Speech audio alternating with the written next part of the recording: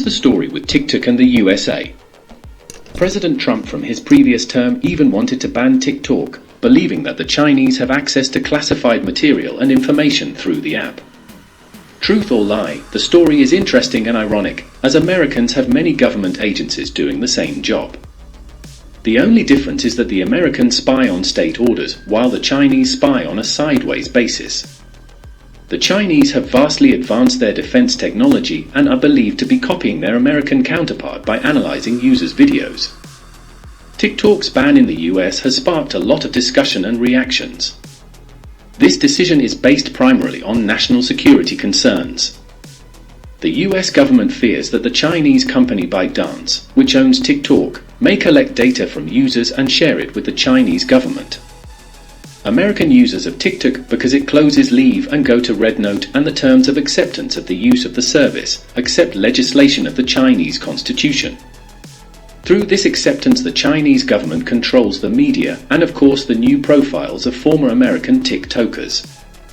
It restricts access to the internet, blocking websites and publications that challenge the legitimacy of the Communist Party.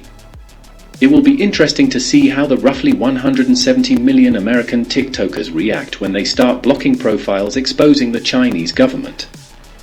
In China, there are restrictions on freedom of thought and expression because they do not agree with the official communist line. Already there is a campaign promoting Chinese products are all cheaper, while the technology seems to be more readily available to the citizen.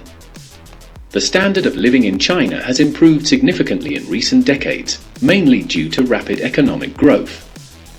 However, there are still significant disparities between urban and rural areas.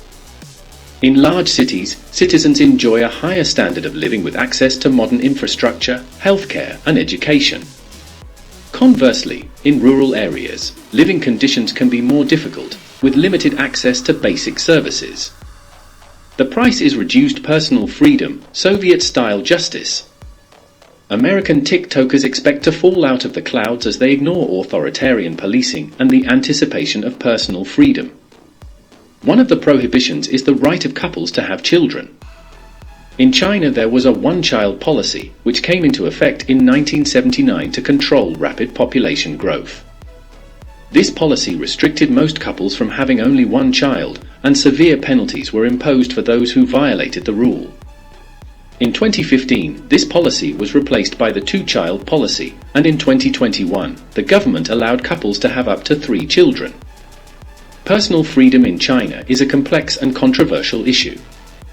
China's government has been criticized for its human rights abuses and limited freedom of speech. Although China's constitution guarantees freedom of speech, the government uses the clause of undermining state power to imprison those who criticize the regime.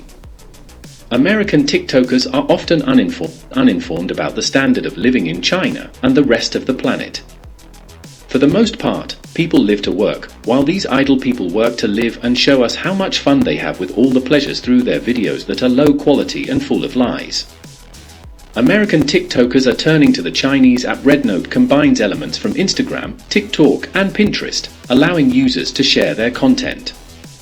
This content is completely controlled by the Chinese government, and the first bans won't be long.